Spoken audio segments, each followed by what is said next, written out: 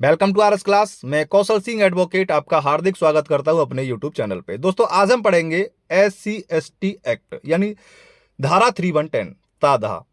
तो कब लगाई जाती है, क्या है इसमें, कैसे होती है जमानत और कितना इसमें मुआवजा मिलता है पीड़ित पक्ष को, तो सारी जानकारी लेंगे। तो जो भी भाई बहन हमारे चैनल पे नए आए हैं वो हमारे चैनल को सब्सक्राइब जरूर कर दें और वीडियो को लाइक करके जरूर जान साथी हो। तो इसी तरह से कानूनी संबंधित जानकारी लेने के लिए हमारे चैनल को सब्सक्राइब किए बगैर मत जाइएगा, ये आपसे रिक्वेस्ट है साथियों। चलिए देखते हैं, ज्यादा समय न लेते हुए स्टार्ट करते हैं आज की क्लास। Let's go. देखिए भाइयों, SC/ST एक्ट क्या है, कब लगाया जाता है, सजा कितनी है इसमें, जमानत कैसे होती है और क्या है इसका बचाव। देखिए भाई, अगर क्लास पे आ ही गए हो तो पूरी क्लास देख के जाइएगा, इससे पहले मत जाइएगा, क्योंकि अधूरा ज्ञान बेकार ही रहता है। चलिए देखते हैं। भारत में अनुसूचित जाति यानी शेड्यूल कास्ट, अनुसूचित जाति शेड्यूल कास्ट और अनुसूचित जनजाति शेड्यूल ट्राइब, ठीक है, के लोगों को उनके अधिकार दिलाने व उन पर हो रहे अत्याचार को रोकने के लिए संविधान में SC/ST एक्ट का निर्माण किया गया था। देखिए, जो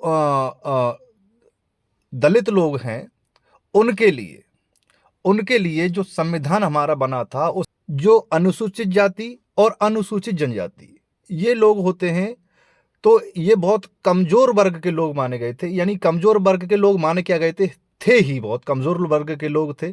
तो इनके लिए क्या किया था कि जो संविधान था, हमारा भारत का संविधान है, उसमें एक अधिकार दिया गया है इनको, यानी पढ़ने का अधिकार, बोलने का अधिकार, कहीं भी आने जाने का अधिकार, नौकरी का अधिकार, यानी जो सारे जो अधिकार हैं वो संविधान के द्वारा इनको दिए गए थे। चलिए आगे देखते हैं। और इन पे जो अत्याचार हो रहा था उसको भी रोकने के लिए संविधान में व्यवस्था की गई थी।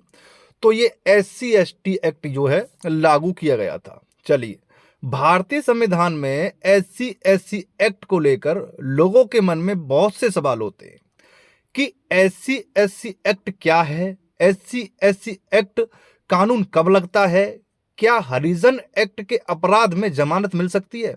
जी हाँ साथियों, हरिजन एक्ट इसे ही कहते हैं, SC/ST एक्ट को हरिजन एक्ट ही कहते हैं। और इस कानून में इस तहत सजा, धारा, झूठी शिकायत, मुआवजे का क्या प्रावधान है, यानी इसमें सजा क्या है, अगर झूठी शिकायत हो जाए आपके खिलाफ तो क्या प्रावधान है, कैसे बचाव किया जाएगा, और इसमें मुआवजा कैसे मिलता है। यानी SC/ST एक्ट अगर हो जाए तो जो पीड़ित व्यक्ति है उसको मुआवजा इसमें कैसे दिया जाता है। देखिए आगे देखते हैं, आगे और क्या कहा गया है। आगे कहा गया है SC/ST एक्ट कानून SC/ST, इस कानून के तहत सामाजिक, सोशल और आर्थिक यानी फाइनेंशियल रूप से अनुसूचित जाति और अनुसूचित जनजाति, यानी जो आर्थिक रूप से होते हैं और सामाजिक रूप से, दोनों तरह से जो कमजोर वर्ग के जो व्यक्ति हैं उन पर जो अत्याचार होता है उसे रोकने के लिए SC/ST एक्ट जो है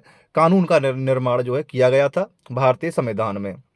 और ये किसने किया था, ये किया था डॉक्टर भीमराव अंबेडकर, बाबा साहब डॉक्टर भीमराव अंबेडकर जी ने इसका निर्माण किया था। 1950 में जब संविधान लागू हुआ तो उसके बाद भी कुछ वर्ग के लोग अपने अधिकारों से वंचित रह गए थे। यानी संविधान जो लागू हुआ तो उसके बाद भी कुछ लोग अपने अधिकारों से वंचित रह गए थे और लगातार सामाजिक भेदभाव व अत्याचार का शिकार होते रहे।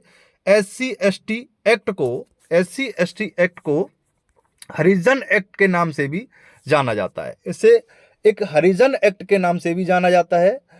30 जनवरी 1990 को जम्मू कश्मीर को छोड़कर पूरे देश में SC/ST एक्ट को लागू किया गया था।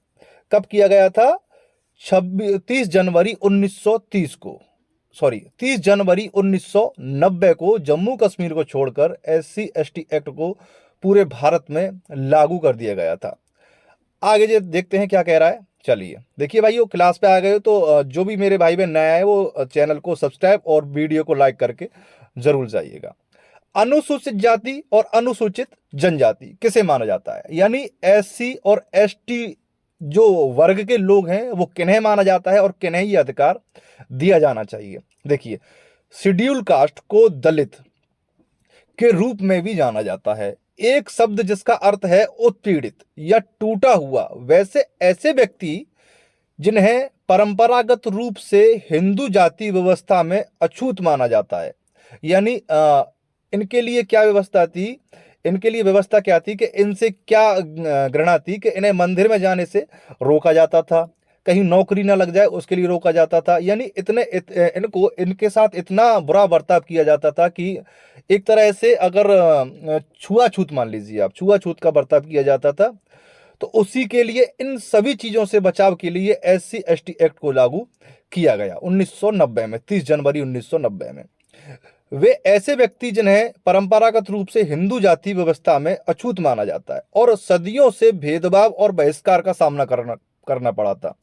भाई इन लोगों ने बहुत ही ऐसे दिन देखे हैं जो शायद आज के जो समय में अगर किसी सामान्य नागरिक के साथ हो जाए तो बहुत ही उसे बुरा लगेगा। खैर, जिसके साथ होता है उसे ही पता चलता है, जिसके साथ नहीं होगा वो कैसे जान लेगा।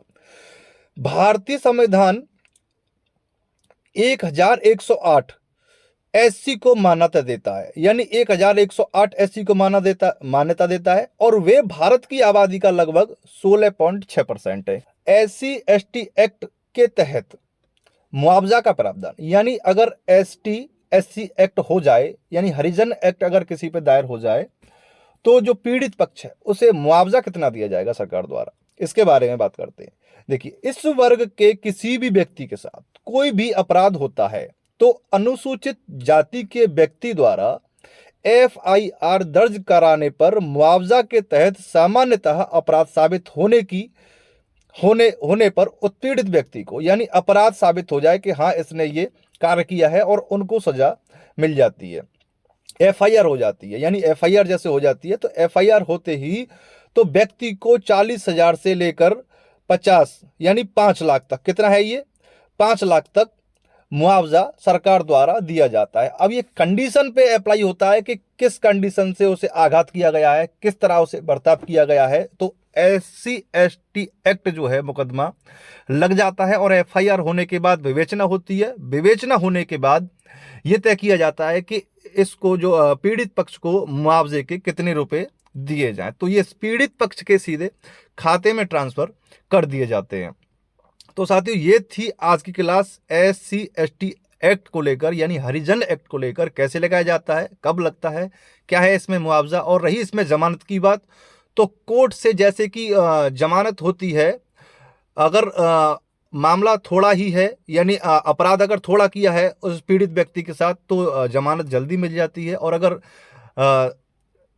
थोड़ा गंभीर अपराध कर दिया है तो जमानत उससे देर से मिलती है, यानी जमानत मिलने में उसे काफ़ी कठिनाई आती है साथियों। तो ये थी आज की क्लास, कैसी लगी कमेंट बॉक्स में ज़रूर बताइएगा। किसी भी कानूनी प्रकार की सहायता के लिए दिए गए नीचे फ्लैश नंबर पे संपर्क कीजिएगा। तो आगे एक नई जानकारी लेके, एक नई धारा लेके आपके सामने फिर मिलते हैं। तब तक के लिए वंदे मातरम, जय हिंद दोस्तों।